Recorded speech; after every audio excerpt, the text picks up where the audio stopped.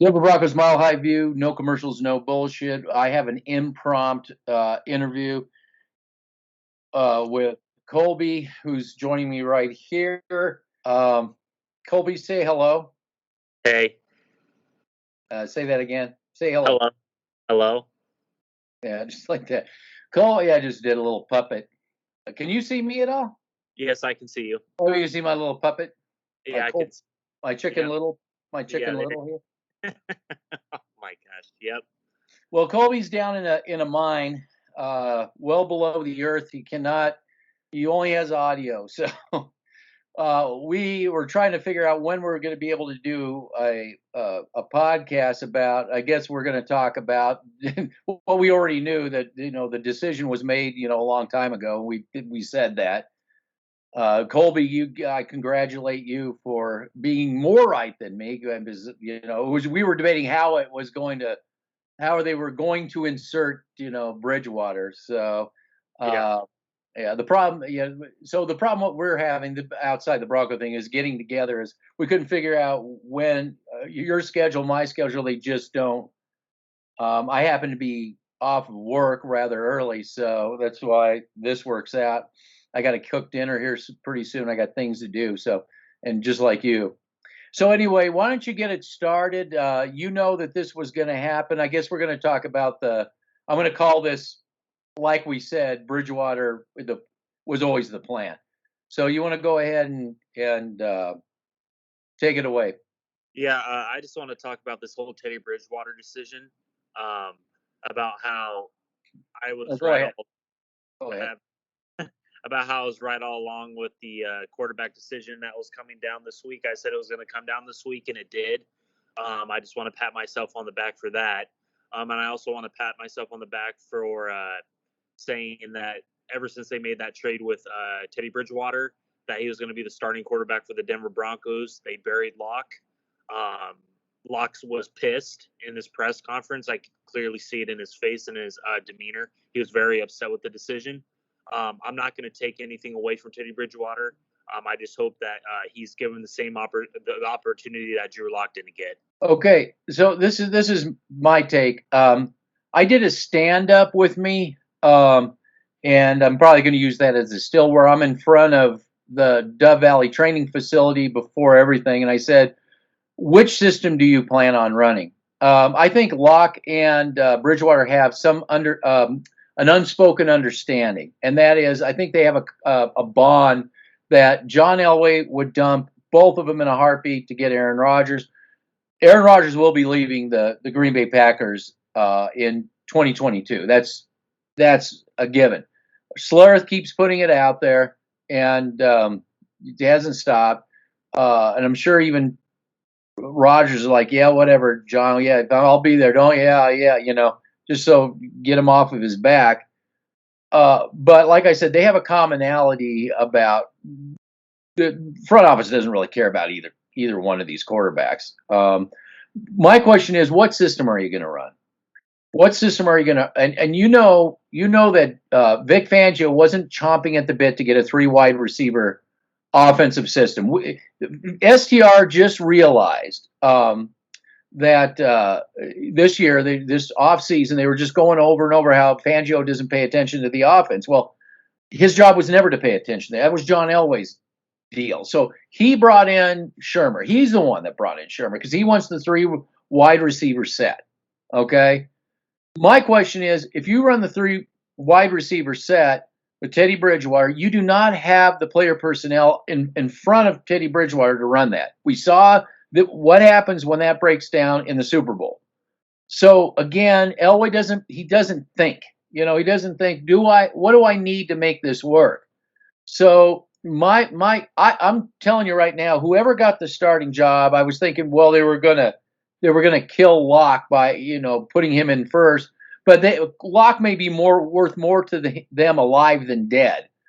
Figuring Ted again as a bargaining chip for Aaron Rodgers. Everything's got to circle around Aaron Rodgers. I'm telling you that. I don't believe he's coming here, but that's what Dove Valley thinks. The Denver Broncos has been overhyped. They're the most overhyped team ever of all time.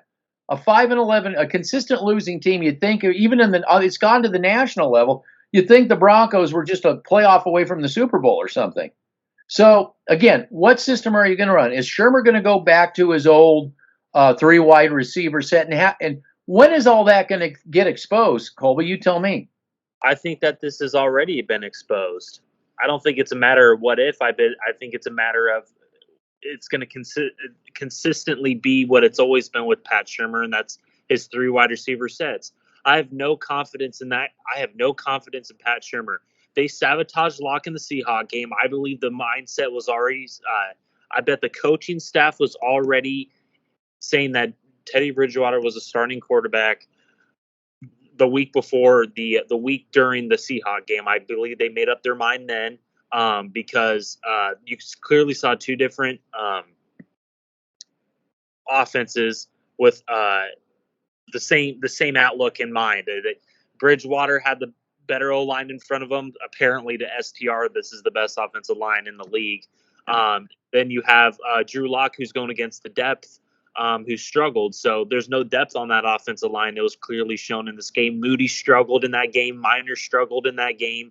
They were running the 3 wider sets with Lock when he clearly is better with the 3 tight end sets. And I told everybody thought I was a dumbass and a QAnon supporter when I said they were going to sabotage Lock. That's what I meant by when they were going to sabotage Lock. Well, when you looked at it, you thought maybe Warden Hazen there, told the offensive line to kind of let some players through to sack Lock, but you don't have to. I don't think you have to tell them that. I think they're bad. I think Seattle. I think maybe Minnesota was exposed for not having depth. I agree. And maybe our depth was finally exposed with Seattle. Yeah, I agree. I'm not a big fan of this league-wide. We're not playing our starters. I think that's gonna get people injured in the early.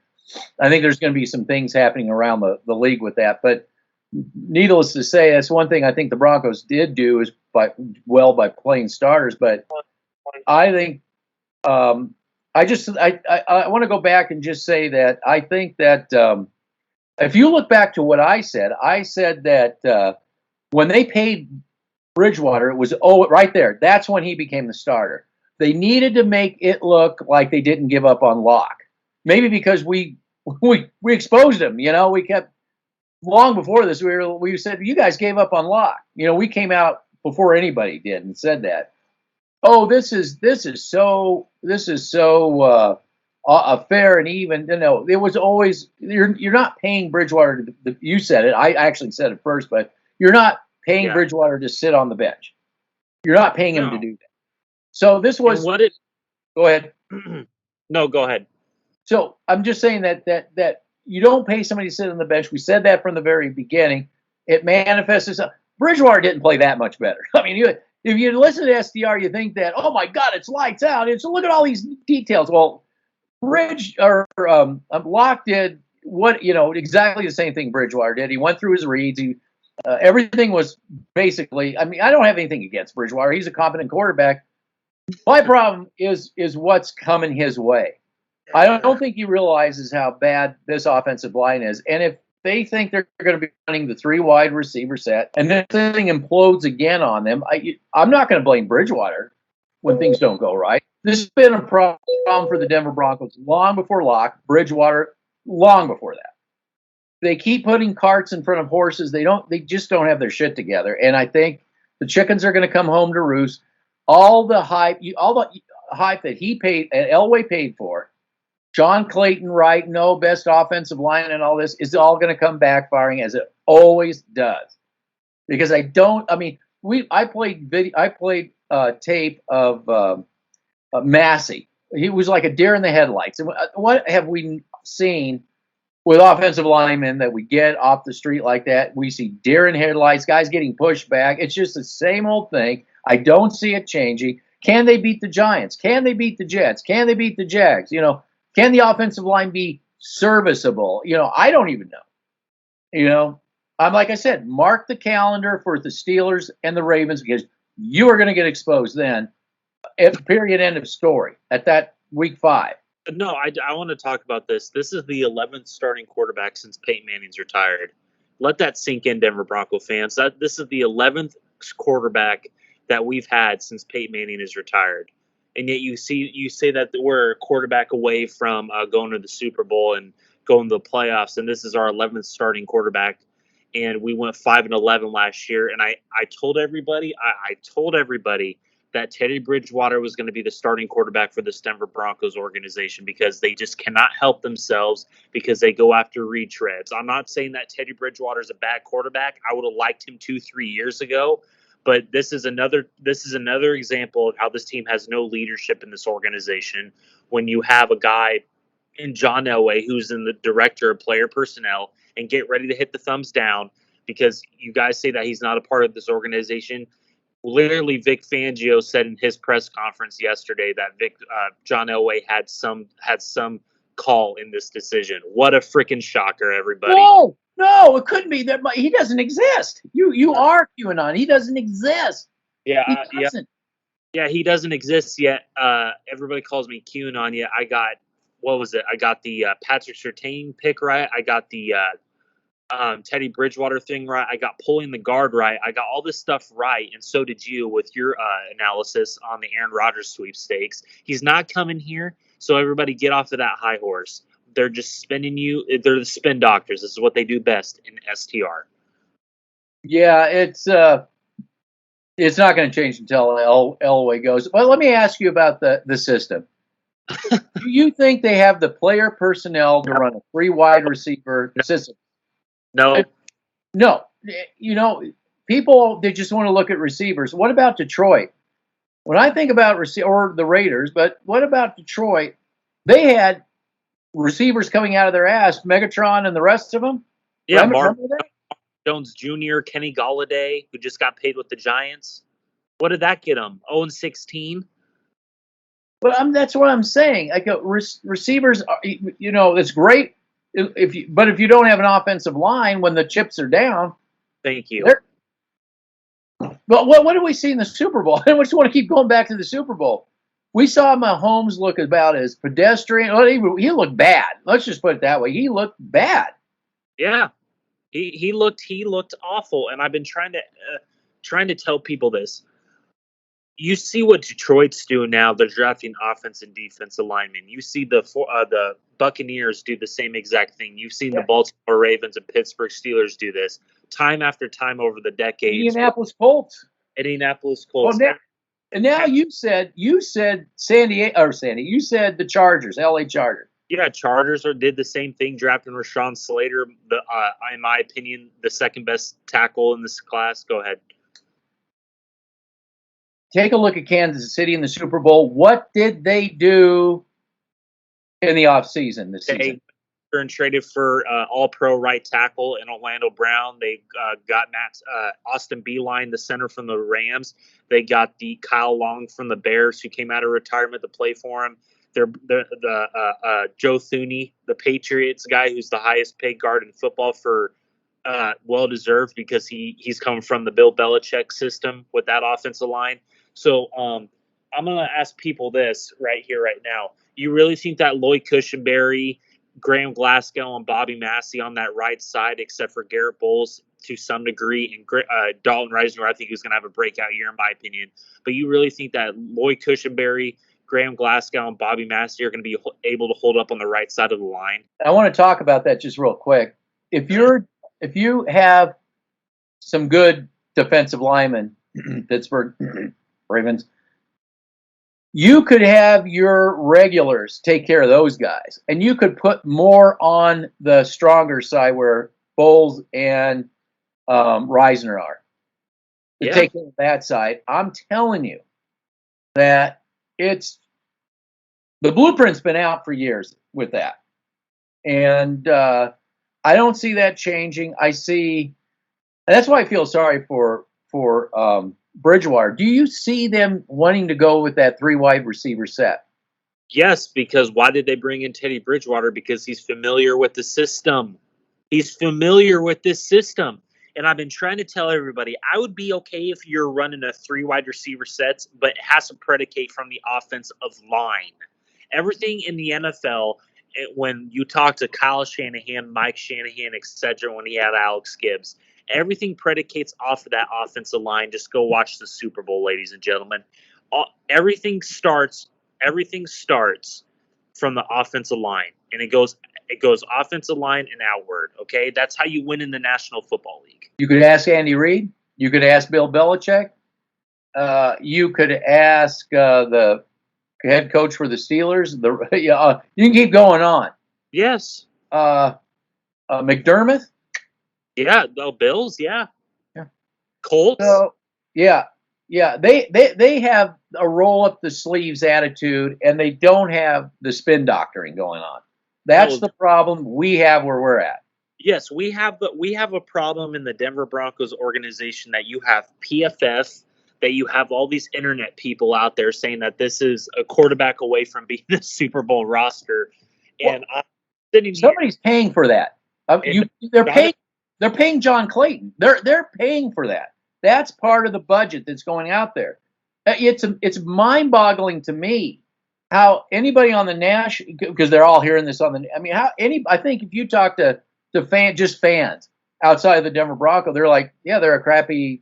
They're a crap team. They're a bottom roster in the National Football League. Again, I'm going to go tell people this. We went 5-11 last year, and you guys are going to sit up there with a straight face and tell me that with Teddy Bridgewater on this roster, with this type of offensive line, and Jerry Jeudy, who's going to drop the ball, he's going to show that this year.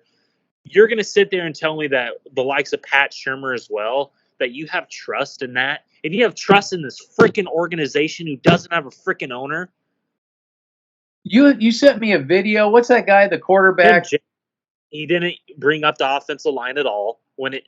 Go ahead, you can spew it. No. What was his name? He got cut off. Tim Jenkins. Tim Jenkins. Tim Jacobs. Yeah. Okay. It's okay to see when you show Saints 2019 Saints with Bridgewater to make a point that says this is his potential.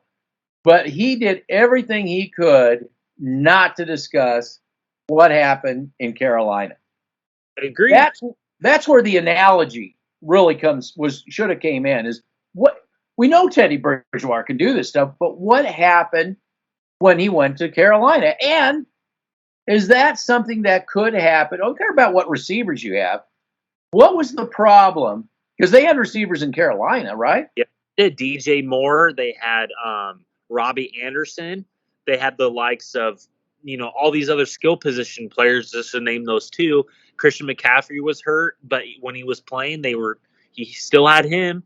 So you tell me. I'll tell you this. The biggest thing is that Saints offensive line is one of the top offensive lines in the NFL.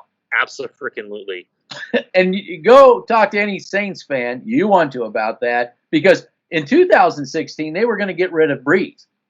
All this talk about getting rid of Breeze, and my friend, the big Saints fan, he said, I can't believe this. These idiots. This offensive line stinks. They have to do whatever it takes to get this off. And they did. They finally did. Yep. And I told you to freeze that video at this, where I told you, and I said, look at that pocket. How many times have you seen a pocket like that? Yeah. For a Denver Bronco quarterback? It doesn't happen. It doesn't happen often. Yeah, we haven't had that since 2012 and 2013. So on a consistent basis. Yes. So yes, on a consistent basis. So that's what's going to plague this. And I think they're setting Fangio up to fail, to be honest with you. With this, we gave you all the defensive. Again, we could get into this about the defensive line. We saw in preseason, the starters couldn't push second stringers back. Oh, I'm so shocked by that. And just to go off of your point, we don't have to sit here and explain ourselves that we think that Fangio's been set up. He's already been set up to fail. You had the likes of John Elway when he came in here saying that he had full control of that defense, which is total bullshit. That he couldn't go out and draft a Devin Bush. He couldn't go out and get a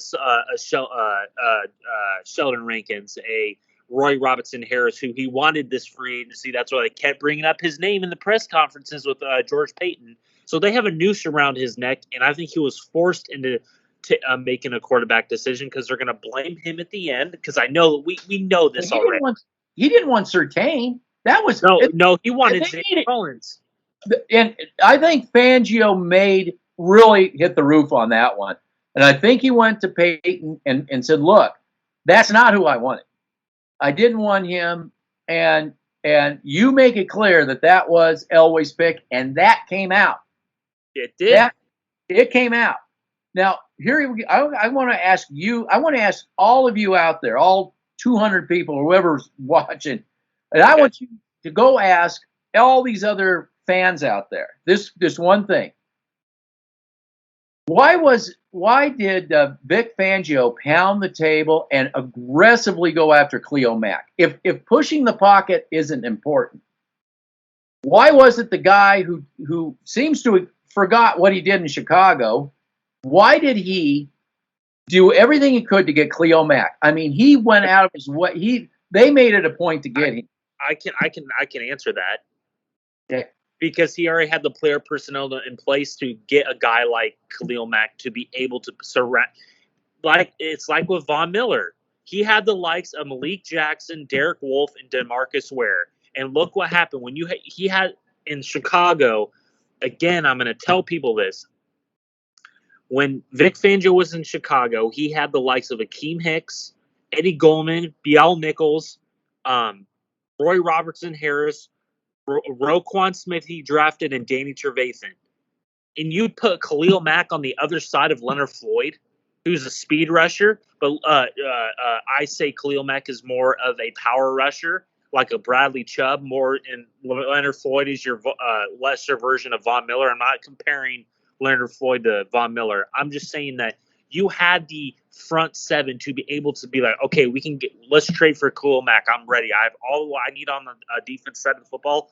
All I need is Khalil Mack, and that's going to bang right there. He had all those other plays, but mainly why Khalil? I mean, why the push up the middle? Because he was able to make that defense to a whole nother level, just like when Von Miller had all that talent around him in Denver. What did Von Miller say after the Super Bowl about the push up the middle? What if he specifically addressed that? Same with DeMarcus Ware, they benefited them both, because if you were a quarterback back there, you're gonna. And all the hate I hate. I don't like Shannon Sharp. I don't like him, but he put up a great point on FS1. I watched it. He said that during that season, he was talking to Ray Lewis, and it's a 2015 defense, and you can go back and watch it on YouTube. But he literally said this is one of the best defenses he ever seen because of the push up the middle, the unsung heroes with Derek Wolfe and Malik Jackson. And where are you going to be going? You're going to be going to the left to DeMarcus Ware. You're going to be going to the right to Von Miller. That's what you saw in the Super Bowl with Jason Pierre-Paul and Shaquille Barrett to a freaking T. This is not. They're going to find out the hard way, and it's not Fangio's fault because I think Fangio got 4 years no matter what. I mean, I think before Fangio signed, I think he said, if you don't get this right with the offense, they're going to be coming after me. So I'm not, you've got to put in my contract that no matter what happens, I don't care if we win no games, I'm getting paid for at least three years at least, and you pay, and when you cut me, fire me, you're giving me that fourth year, and I guarantee that's what will happen if they fire Vic Fangio. He will have met the contract. What was he demanded in the contract? 3 years, and pay me for a fourth, not on the team. Yeah, I think that you're right on the money. I think that this organization, again, you saw it this offseason when me and you, everybody was talking about quarterbacks, and me and you are the lone voices out there be like, hey, there's other positions on this team that are struggling because everybody was focused on that quarterback battle. But, we're the QAnon people. But yeah, the rest of the team doesn't exist. You got corners, receivers, and a quarterback. That's all. And maybe one tight end. That's it. Exactly. I think that this is the new Cleveland Browns. You can get a Denver Broncos jersey for cheap and you can duct tape all the quarterbacks that we've had over. We've had 11 freaking quarterbacks. Let that sink in. It's the amount. It's at the rapid speed we went through them. That's what's amazing. But I disagree with you. I don't believe we're the Cleveland Browns because the Cleveland Browns never had a PR machine like the Broncos. Nothing Yeah, like it, a PR machine. I've never seen anything like this. I, We're okay. all hype. Well, I have to disagree with you to some degree because during the Hugh Jackman era, they were all hype. Oh, this team is just they got Baker Mayfield. That's their savior. You know, all Well, the well, but again, I haven't seen anything like this before. But John Elway is notorious for putting out spin. He pays people to put this shit out there, saying that, oh yeah, we have the best offensive line in the AFC West, and PFF says this is a top 10 roster. Are you freaking kidding me? Pro Football Focus. Are you freaking kidding me? You guys well. are a joke. Football. I mean, now you know exactly what Pro Football Focus is. Stats. They will take money and they'll shine you up to look really good. And then don't worry when the hype doesn't come, it never comes to fruition. You can blame quarterbacks, you can blame the head coach, but the guy who signed the check, don't blame him to come up with all to pay for the hype. Don't blame him. Whatever you do.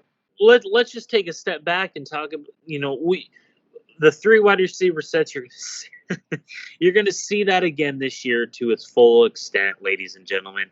Jerry Jeudy, they're hyping up this guy like he's the next Megatron and Jerry Rice. We've already saw problems in the preseason. Didn't take long.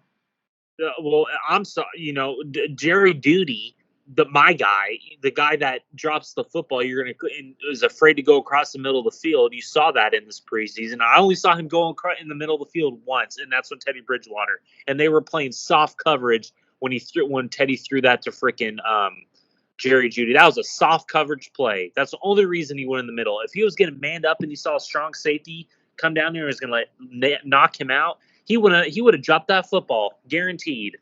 I can't speak for the Giants and the Jets and the Jags, but I know I bring this up when they come and play the Ravens, they come to play the Steelers. They're going to come hitting. Let me just ask you this. I know that I believe you have Giants people, and this game's coming up in the next 2 to 3 weeks. I want to get ahead of this.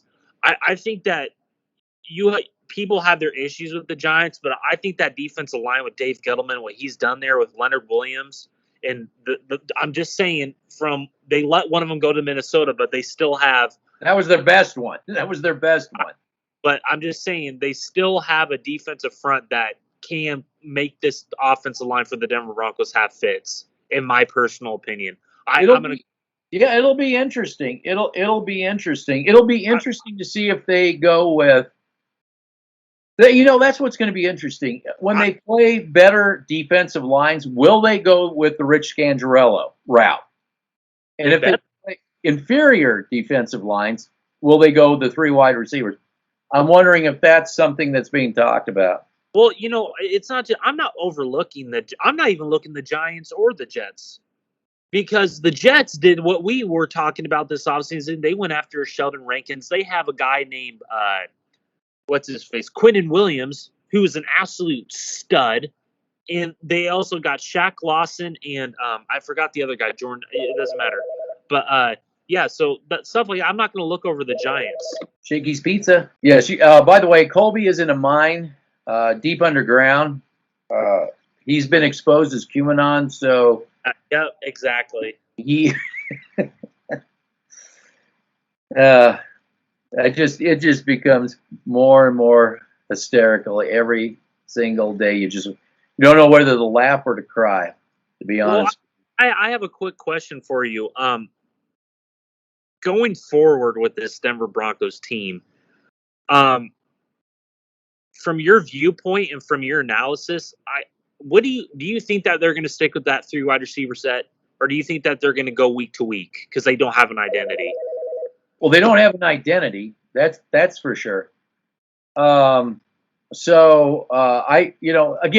what would the smart thing to be? The smart thing to do would be, if you're, like you said, if the defensive line is you think is going to give you a problem, you would go with the heavy tight end sets. I mean, obviously. But will their ego? I mean, because their ego is going through the roof. When I didn't get to, and I apologize, I didn't even get a look at the film on the second preseason game. I still haven't had a chance to do that, believe it or not. And that's why we're doing this, because we can't even get our own selves together. This was so impromptu. We didn't even plan on doing this. So I hadn't had a chance to look at the film. How much three wide receiver sets do they run with Teddy Bridgewater with Seattle? I think it was more than it was last week with the Vikings. More meaning half and half, or what? I think that it was more. Let me just say this: it was geared towards the three wide receiver sets more than you saw with the Vikings. I can't give an exact amount of how much they were running it. It was heavier three wide receiver set. Yeah, yes, it was geared towards that. It was more heavier that way than it was the Rich Scangarello offense. I think that with the Drew Lock thing, I'm going to continue to tell people this, and everybody thought I was a dumbass when I was saying this, but I was right on that. They went away from that with Drew Lock, and that's another thing. That's another thing. You are going away from what works best with this team, and you're forcing a square peg in a round hole again and again. You got rid of Rich Scangarello for what? To be the next Kansas City Chiefs, the poor man's version of it. You got rid of Rich freaking Scangarello. I know a lot of people didn't like him, but you know what? The one thing that I respected him for was he understood the A and B gaps and knew how to run a freaking system. We stuck to a system. That's what I thought when we drafted Drew Lock and Dalton Reisner and Noah Fant, and we had Rich Scangarello in pace. There was a vision. But guess what happened? Rich Scangarello challenged Elway, and his ass is out the door. And he's back with the Niners now. But here, let's come back to earth, talk about the reality. That was an accident. And I'll tell you why that was an accident, because that was to give Flacco everything, a system that he was familiar with. Well, that sucked. That's why, as soon as they got rid of Flacco, we're going Kansas City all the way. I don't care if the quarterback, I could care less about the quarterback, but who cares about him? We're going to go Kansas City. We're going to make it work just out of the blue. You don't have the quarterback. You got a quarterback who runs it's forward completely different. I don't care. We'll figure it out. We'll get a quarterback. Okay, then, last year was an abortion anyway, to be honest with you. And, across the NFL. And, we got Bridgewater now. Oh, now you'll see. And then that'll bring us. Let me ask you this. If you're John Elway, you think you're going to get Aaron Rodgers. Does Aaron Rodgers want to play for Shermer? Does Aaron Rodgers want to play the three wide receiver set? I don't know. I don't know what the hell Green Bay does. I think it's much deeper than just that. I think it's deeper because I don't think that he respects the Broncos organization for what Mark Schlereth pulled during draft night and what Adam Schefter pulled. Well, I agree with all that, but I'm just hypothetically. This is what I'm saying. Okay. Hypothetically, what the hell does Aaron Rodgers? What do they run in Green Bay? I know what they run in Green Bay. They run the Rich Scangarello stuff.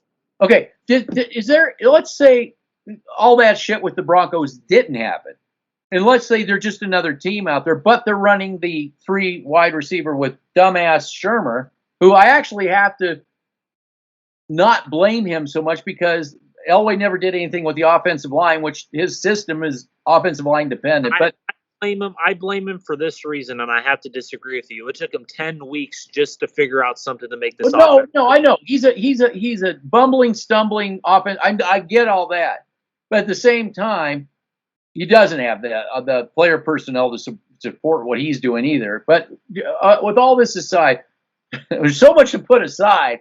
Yeah. Would Aaron Rodgers want to play in a Shermer three wide receiver set? It just no. Nobody asks these are basic questions. You think that the dum-dums that get paid, you think these are the questions that they would be asking, but they don't even want to don't go there, I guess there's a reason for that, right? I guess there is a reason for that. I don't see Aaron Rodgers coming here. You don't see him coming here. He's going to be another quarterback that screws the pooch, just like everybody. Oh my gosh, we're going to get Aaron Rodgers. We're going to go 9-8 this year. That ain't going to happen. We're not going to go 9-8. this team is not going to win 9 games because they don't have an identity. Well, you can disagree with me. I mean, I'm just saying I don't have as much faith with other teams. Like I don't have the faith you do with the Giants. I don't have I mean, to me, they're all bumbling, stumbling teams in their own way. But let me ask you this: and you can disagree with me though with Giants. So what has Dave Gettleman done the past 2 years? Well, he's doing. They're losing. They're losing. I know. Maybe they're doing things. Maybe they're. What are they doing personnel wise though? They're getting offense inside out, building from the inside out. By that, I have more faith in those type of organizations than just we're going to get a receiver in the first round and we're going to forget about how shitty our offensive line is. That's what I mean by that. I understand that, but I have to see it too. I mean, the Broncos to me are middle of the road. They're not. I mean, I'm giving them some credit here. They're like middle of the road, but you're right. The problem is for the Denver Broncos is that it's the middle is what's lacking. It has been lacking, and everything goes around the middle, and they haven't figured that out yet, and that's why you don't know how the cards will. You don't know, how the cards sometimes play out. I'm just saying, if they went 9-8, I wouldn't be all that shocked. To me, 9-8, is that impressive to you? 9-8? No. Of course not. I'm just saying, if they went 9-8, I'm not impressed, or I'm not, like, 9-8, we're a playoff. We got one playoff game. We're gonna get killed, But this is where I have to say this to you. We can't dictate what is going to happen this year. What's happened over the past 5-6 years? The same old oversell, and then they get clobbered. Yes, that's what I mean. Yeah, kill another quarterback. Yes, I understand. I'm with you. Let me also put it this way: if the Jags beat them, if the Giants beat them, and if the Jets beat them, I will not be surprised. I will equally not be surprised. That would not surprise me. Me either. Yeah, no, I would not be surprised. That would not surprise me. Oh, STR would. Oh, it'd be the shock of the century. I know. Why? Because they overhyped them. And but I'm just saying I don't have the confidence in those teams either. I'm one of those. I have to see it to believe it. But at least the Jets and Giants are starting to have an understanding on how to build a team, especially the Jets, their moves this offseason. Detroit, the same thing. The Giants, to some degree. Like, yeah, they suck. They're shitty organizations, but I see what they're building, and I see what their trajectory is and what systems they want to run. The Broncos, they're soft in the middle and hard on the edges. We're soft in the middle on the offensive line, but we have these great receivers. We're soft in the middle on the defense and linebacking core, but we're hard on the edges with all these corners. Yeah, when your guy there, the quarterback guy, was saying, I could see this being Noah Fant, I could see this Judy, and I said, I don't see that being the offensive line.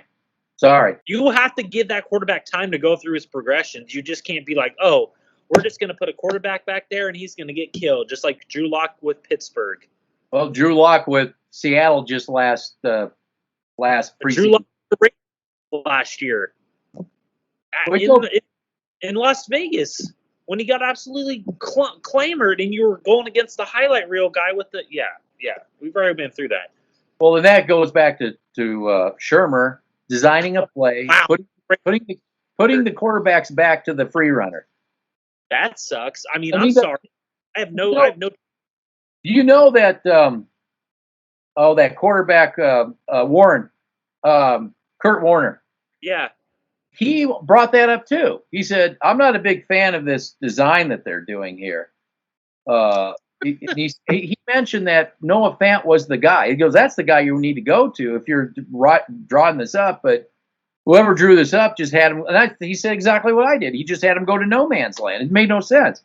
And the play design, putting that free runner at the quarterback's back. And I understand what he's saying as a former quarterback, that to Locke, you know that this guy's coming and he's not even blocked because you've been practicing this. You know that you got a free runner coming, even if you have to throw it over the intended target's head just to save your own self from getting hit in the back. That's what you do. Yeah. And then you go back into the coach and, in the film room, you say, I'm not going to sit here and get clobbered.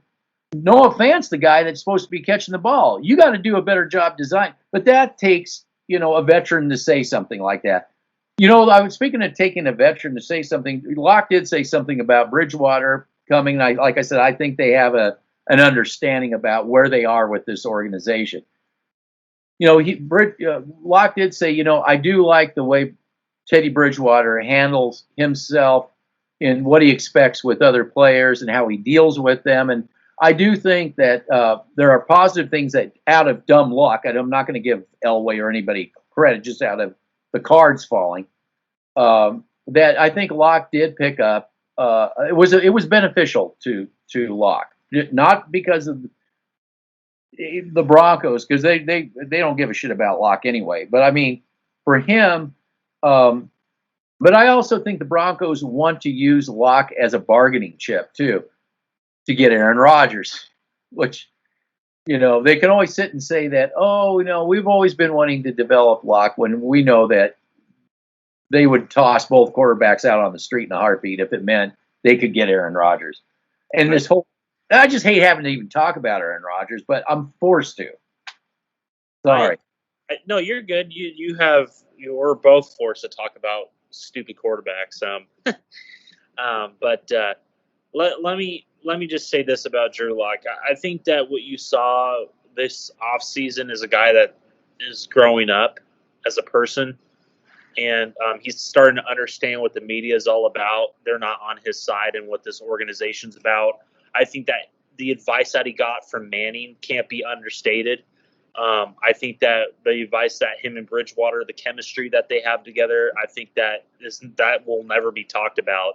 But I think that if you were, I'm going to tell people this, you go back and you sit there and tell me that everybody says that Drew Lock is not willing to learn. Just watch that press conference. That's all I got to say. If you were sticking to a system, Drew Lock's the guy I want, because I understand from a system standpoint what he can do in the right system. And could you imagine if we stuck with Rich Scarillo this for this long? Could you freaking imagine if we had a system in place and we were a good organization and Drew Lock was our quarterback? We wouldn't even be talking about this shit. No, not at all. Not at all. I will be watching this game on Saturday at the Rams. People will be, it's a preseason game, but I'm gonna still be watching it. So see what's going on with this team. I want to see how the depth is. So well, they're still gonna run. They'll run Locke and Bridgewater. So yep. For what it's worth. Yep. With offensive line not getting tested again, but that's not the Broncos' deal. That's everybody around the league. So, all right, let you go. All right, have a good one.